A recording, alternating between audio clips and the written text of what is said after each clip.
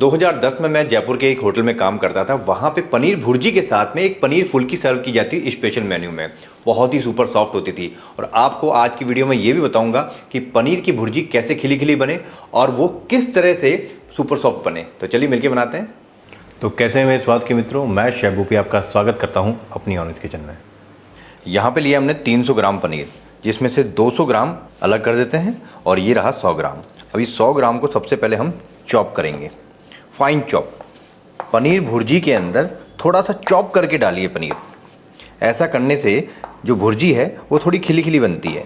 इतना पनीर तो हमने चॉप कर लिया और जो बाकी बचा इसको हम ग्रेट कर लेंगे। ग्रेट कैसे करना है? बड़े वाले साइड से। इसके लच्छे बड़े बड़े होने चाहिए। ग्रेट और चॉप दोनों पनीर एक साथ मिक्स कर लीजिए। यहाँ पे पनीर भुर्जी बिना वेजिटेबल के कैसे बन सकती है? तो एक हरी मिर्च, एक मीडियम साइज की शिमला मिर्च, थोड़ी सी कैबेज का भी इस्तेमाल कर रहा हूँ। कैबेज का बहुत अच्छा टेस्ट आता है, बहुत अच्छी खिली खिली बनती है इसकी वजह से। और 2 प्याज मैंने लिए हैं। यहाँ वेजिटेबल देखिए कितनी ज़्यादा मात्रा में मैंने ली है। और पनीर को देखिए लगभग बराबर ही होनी चाहिए। सबसे बड़ी गलती हम यही करते हैं कि हम सब्जियों की मात्रा कम रख देते हैं, पनीर की ज़्यादा रखते हैं, लेकिन दोनों की क्वांटिटी लगभग बराबर ही होनी चाहिए। अब ये दोबारा पनीर मैं क्यों लेके आ गया हूँ? मैं इसलिए लेके आया हूँ क्योंकि पनीर भुर्जी बनाने से पहले हम पनीर फुल्की का डो तैयार करेंगे। तो यहाँ पे 50 ग्राम पनीर लिया है मैंने, उसको मैं कद्दूकस कर रहा हूँ यहाँ पे। और इतनी बड़ी परात का क्यों इस्तेमाल कर रहा हूँ वो भी आपको आगे बताता हूँ। पनीर फुल्की के लिए जो पनीर हम इस्तेमाल करते थे वो छेना करते थे। इस तरह से हार्ड पनीर इस्तेमाल नहीं करते थे। लेकिन अगर आपके पास में छेना नहीं है तो पनीर का इस्तेमाल कर सकते हैं आप। जैसे हम रसगुल्ले बनाते हैं ना, सेम वही छेना लेते हैं हम और उसको जैसे मैश करते हैं सेम वही प्रोसेस होता है। आप चाहें तो वो वाला प्रोसेस भी कर सकते हैं। अब इसको अच्छी तरह से बिल्कुल रगड़ रगड़ के स्मूथ बनाना है। और यहाँ पे पनीर को हमने बिल्कुल स्मूथ बना लिया है। यहाँ पे ये देखिए बिल्कुल स्मूथ हो चुका है। और अब मिलाएंगे इसमें आटा। यहाँ पे लिया हमने 1.25 कप गेहूं का आटा। आटे में डालेंगे थोड़ा सा नमक, नमक ज़्यादा नहीं, थोड़ा सा डालिए। और सबसे पहले इन दोनों चीज़ों को मिक्स कीजिए पानी मिलाने से पहले। पनीर और आटा अच्छी तरह से मिलना बहुत ज़्यादा ज़रूरी है। ये देखिए किस तरह से रब कर रहा हूँ दोनों हाथों से। 1 मिनट का काम है लेकिन अच्छी तरह से होना चाहिए। और अब मिलाएंगे इसमें पानी। और जिस तरह से हम रोटी का आटा गूंथते हैं सेम वही प्रोसेस से इसको गूंथना है। बहुत ज़्यादा हार्ड भी नहीं करना है और बहुत ज़्यादा सॉफ्ट भी नहीं करना है। और यहाँ पे हमारा डो रेडी हो चुका है, लेकिन रेस्ट के लिए। और ये देखिए कितना सॉफ्ट बना है। हल्का सा घी लगाएंगे, 1 छोटा चम्मच, चारों तरफ से लपेट देंगे इसको। और अब कर देंगे इसको कवर 10 मिनट के लिए रेस्ट। यहाँ पे लिया हमने एक पैन और इसमें डालेंगे हम 2 बड़े चम्मच तेल के। तेल जब गर्म हो जाए तो 1 छोटा चम्मच जीरा तड़काएंगे हम यहाँ पे। जीरा जब तड़क जाए उसके बाद में यहाँ पे लगभग 10 से 12 लहसुन की कलियाँ जिनको चॉप कर लिया है वो ऐड कर देंगे। लहसुन को हल्का सा ब्राउन करना है, हल्का सा, जलाना नहीं है, हल्का सा ब्राउन करना है। एक अच्छी सी खुशबू आ जाती है उसके बाद ही प्याज ऐड करेंगे। अब ये देखिए हल्का सा कलर आया है तो उसके तुरंत बाद हम यहाँ पे प्याज ऐड कर लेते हैं। गैस की फ्लेम को मैंने फुल कर रखा है यहाँ पे। अब प्याज को हल्का सा सॉफ्ट करेंगे, उसके बाद में बाकी सब्जियां ऐड करेंगे। ओनियन यहाँ पे हल्का सा सॉफ्ट हो चुका है तो अब डालेंगे हम बाकी की सब्जियां, जैसे हरी मिर्च, शिमला मिर्च और ये रहा कैबेज, मतलब कि पत्ता गोभी। पत्ता गोभी आपने पहली बार सुना होगा लेकिन डाल के देखिए मज़ा आ जाएगा। ये रहा 1 इंच अदरक का टुकड़ा, फाइनली चॉप कर लिया है। अब इन सब्जियों को भी सौते करेंगे हाई फ्लेम पे। और यहाँ पे देखिए सब्जियाँ हल्की सी सॉफ्ट हो गई हैं। पूरी तरह से सब्जियाँ नहीं पकानी है, सब्जियों के अंदर बाइट मतलब कि क्रंच रहना चाहिए, तभी मज़ा आता है। 1 छोटा चम्मच यहाँ कसूरी मेथी का भी इस्तेमाल कर रहा हूँ। ऑयल में जब इन्फ्यूज़ करते हैं तो कसूरी मेथी का फ्लेवर बहुत अच्छा आता है। आप चाहें रोस्ट करके डाल सकते हैं लास्ट में भी, लेकिन इस तरह से भी आप कसूरी मेथी का इस्तेमाल कर सकते हैं। इसको हल्का सा मिक्स करना है। सबसे पहले नमक, 1 छोटा चम्मच लाल मिर्च पाउडर, आधी छोटी चम्मच हल्दी पाउडर, 1 छोटा चम्मच कच्चा जीरा पाउडर और 1 छोटा चम्मच धनिया पाउडर। मसाले डालने हैं सभी डालिए, लेकिन कम कम क्वांटिटी में, बहुत ज़्यादा मसाले नहीं डाले जाते हैं। गैस की फ्लेम को बिल्कुल कम कर दिया है। सूखे मसाले हैं, धीमी धीमी आंच पर पकाइए और बहुत जल्दी पकते हैं ये मसाले।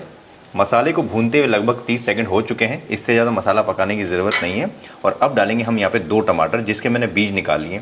ये पूरी तरह से ऑप्शनल है, आप चाहें तो डाल सकते हैं और स्किप करना चाहें तो स्किप भी कर सकते हैं। एक सॉफ्टनेस के लिए हम इसका इस्तेमाल कर रहे हैं क्योंकि टमाटर बहुत सॉफ्ट होते हैं, इनको पूरी तरह से पकाना या गलाना नहीं होता है यहाँ पे, इसलिए हम बिल्कुल लास्ट में डाल रहे हैं। हल्का सा कुक करना है बस। तो लगभग 1 मिनट और मैंने पकाया है यहाँ पे। और अब डालेंगे हम पनीर। ये गया पनीर। सबसे बड़ी गलती हम यहीं पे करते हैं, वो ये करते हैं कि हम पनीर को बहुत ज़्यादा कुक करते हैं। पनीर को जितना ज़्यादा आप कुक करेंगे उसमें से पानी निकलने लग जाता है, उसका मॉइस्चर निकलने लग जाता है, जिसकी वजह से वो हार्ड हो जाता है। हमको पनीर को हार्ड नहीं करना है, इसलिए इसको बहुत ज़्यादा नहीं पकाना है। भुर्जी में से अच्छी तरह से धुआं आ रहा है, मतलब कि पनीर बहुत अच्छी तरह से यहाँ पे गर्म हो चुका है। अब ज़्यादा पनीर को नहीं पकाना है, गैस की फ्लेम को बिल्कुल कम कर दीजिए।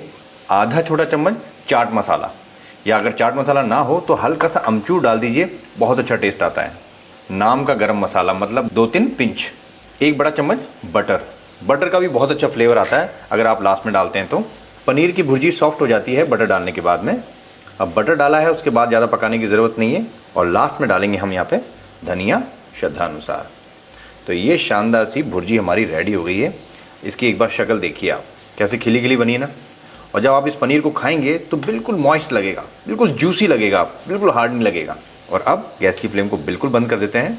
अब इसको कवर कर देते हैं। और जब भी आप इसको खाएं तो इसको बार बार गर्म मत कीजिए, एक बारी गर्म कीजिए या फिर इसको इसी तरह से गर्म रखिए, क्योंकि बार बार गर्म करते हैं तो ये हार्ड होती चली जाती है। 10 मिनट में भुर्जी तैयार थी और 10 मिनट इसको रेस्ट दिए हो गए। अब फटाफट से इसको अब स्मूथ करना है। स्मूथ करना बहुत ज़्यादा ज़रूरी है। इसको अच्छी तरह से नीट कीजिए, लगभग 2 से 3 मिनट। और यहाँ पे देखिए डो बिल्कुल सॉफ्ट हो गया है। अब इसमें से हम फुलके के लिए एक डो काट लेंगे। थोड़ा सा सूखा आटा हाथों से प्रेस किया और उसको धीमे धीमे चलाया। बेलन को घुमाइए हल्का हल्का सा। बेलन को घुमाने से गोल गोल बनते हैं, जो कि मेरे नहीं बन रहे हैं। तो यहाँ पे रेडी हो गई हमारी फुल्की और इसको सीधे हम तवे पे ले जाएंगे। फुल्की के लिए तवा यहाँ पे गरम है और अच्छा गरम होना चाहिए। ये गई हमारी फुल्की। और ये देखें आपने, यहाँ पे ड्राई आटा बिल्कुल नहीं है और होना भी नहीं चाहिए, वरना कालापन आ जाता है। अब फटाफट से इसको चेंज करना है, ज़्यादा नहीं पकाना एक तरफ से। अब इसको टर्न करते हैं। ये देखिए हल्की सी कच्ची है ये, और जो दूसरी साइड है वो हल्की सी पकी हुई होनी चाहिए। और सेकंड साइड ये देखिए हल्की सी पक गई है। अब इसको डायरेक्ट गैस फ्लेम पे पकाएंगे हम। जो कच्ची वाली साइड थी उसको नीचे की तरफ रखेंगे। और यहाँ पे हमारी फुल्की बढ़िया सी फूल चुकी है। बस एक बार फूली, हल्का सा कलर आया, निकाल दीजिए इसको। इसको बोलते हैं खिली खिली सी हमारी पनीर भुर्जी। पनीर को मैंने पका के ड्राई भी नहीं किया है। पनीर खाने में बहुत ज़्यादा सॉफ्ट है। पनीर भुर्जी खिली खिली भी होनी चाहिए और सॉफ्ट भी होनी चाहिए, दोनों चीज़ होनी चाहिए। और ये है सुपर सॉफ्ट पनीर की फुल्की। बस ध्यान इस बात का रखना है कि पनीर की क्वांटिटी अच्छी होनी चाहिए आटे के मुकाबले। सुपर सॉफ्ट पनीर की फुल्की और उसके साथ में पनीर की भुर्जी। एंजॉय।